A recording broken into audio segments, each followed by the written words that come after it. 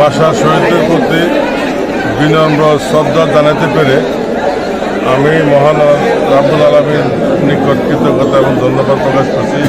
এই জন্যে যে লাকসা মনোরঞ্জন সংসদীয় আসনের ত্রয়োদশ জাতীয় সংসদের সংসদ সদস্য হিসাবে আমি জীবনের প্রথম শহীদদের প্রতি বিনম্র শ্রদ্ধা জানিয়েছি। আমার লাকসা উপজেলার সকল প্রশাসনিক কর্মকর্তাবৃন্দের সাথে, থানা কর্মকর্তা, হসপিটাল কর্মকর্তা সহ বিভিন্ন শ্রেণীর কর্মকর্তা কর্মচারীদের সাথে নিয়ে এই প্রথম আমি আমার লাকসাম শহীদ মিনারে আমি যে শ্রদ্ধা নিবেদন করেছি। পাশাপাশি আমার দল বাংলাদেশ জাতীয়তাবাদী দল বিএনপির নেতৃবৃন্দ সাথে নিয়ে আমি পুষ্পস্তবক অর্পণ করেছি।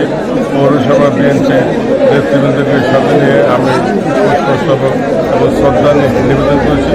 পাশাপাশি আমার সকল অঙ্গ সংগঠনের নেতৃবৃন্দকে সাথে নিয়ে আমি ভাষা শহীদদের প্রতি বিনম্র শ্রদ্ধা নিবেদন করেছি এবং ভাষা শহীদদের কারণেই আজকে বাংলাদেশ। ভাষা শহীদরা আমাদেরকে যেমন বাংলা ভাষা দিয়েছেন, আজকে এই বাংলা ভাষা সারা বিশ্বে আন্তর্জাতিক ভাষা বাংলা ভাষা হিসেবে খ্যাতি অর্জন করেছে। এটা 52 সালের শহীদ রবি জব্বার সহ আরও অনেক যারা শহীদ হয়েছেন, যে শহীদদের প্রতি আমি বিনম্র শ্রদ্ধা জানাই। পাশাপাশি 71 মুক্তিযুদ্ধকালীন তারা আমাদেরকে দেশ দিয়েছেন, লাল সবুজের পতাকা দিয়েছেন। 5ই আগস্ট 2024 নতুন বাংলাদেশ আমাদেরকে উপহার দিয়েছেন।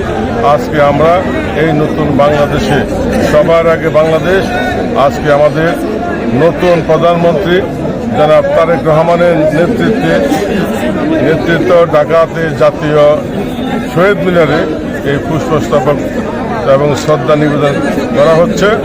আমরা সারা বাংলাদেশে জাতীয়তাবাদী শক্তি আমরা এই প্রথম প্রহরে রাত 12:01 আমরা সকল শহীদ মিনারে বাংলাদেশ লাকসাম সহ সারা বাংলাদেশের শহীদ মিনারে আমরা পুষ্পস্তবক অর্পণ করতে পেরে আমরা আল্লাহ রাব্বুল আলামিনের নিকট আমরা কৃতজ্ঞতা প্রকাশ করছি।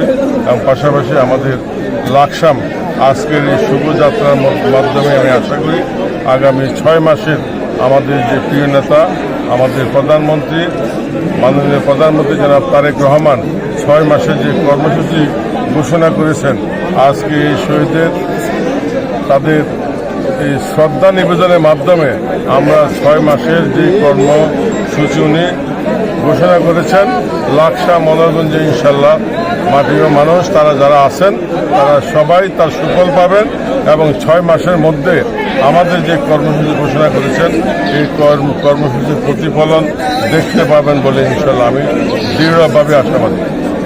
আমার সংসদীয় আসনে বাংলা ভাষার কোনো অপব্যবহার হওয়ার কোনো সুযোগ নেই। ইনশাল্লাহ আমরা এই বিগত 17 বছরের শিক্ষা খাতে যে শিক্ষা ব্যবস্থা যে ধ্বংস করে দিয়েছে, এই শিক্ষা খাতগুলো আমরা পুনরুদ্ধার করে বিনির্মাণ করে শিক্ষা প্রতিষ্ঠান থেকে আমরা শুদ্ধ বাংলা প্রচলন আমরা চালু করব ইনশাল্লাহ।